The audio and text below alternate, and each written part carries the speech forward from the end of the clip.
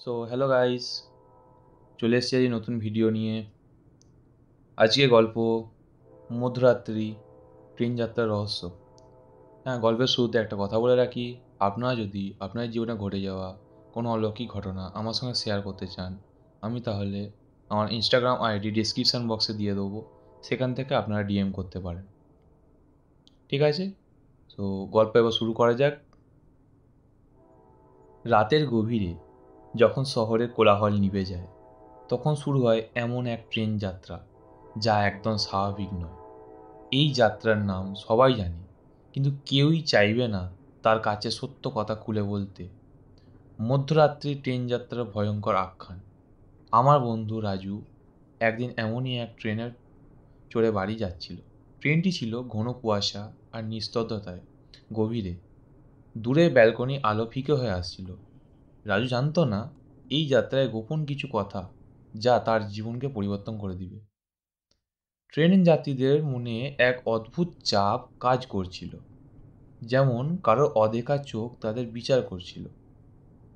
পাশের সিটে বসলো এক ব্যক্তি যার মুখ পুরোপুরি দেখা যাচ্ছিল না, কিন্তু চোখ দুটো ছিল স্পষ্ট, গভীর ও অজানা কষ্টে ভরা।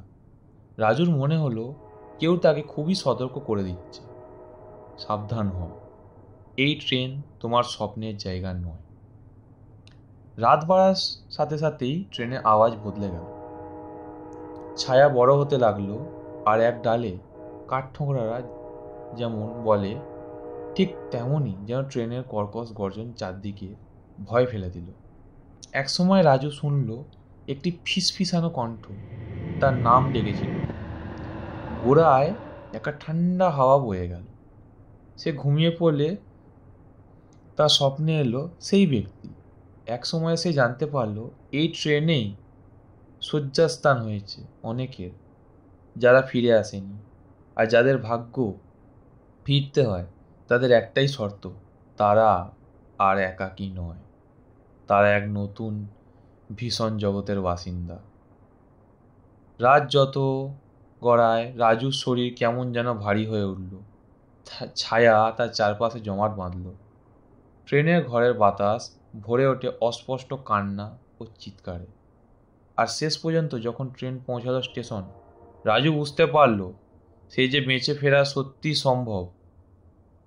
পারিবারিক আত্মীয় স্বজনরা বলছিল রাজু দীর্ঘদিন নিখোঁজ ছিল, আর একদিন হঠাৎ করে সে ফিরে এসেছে। অভিভূত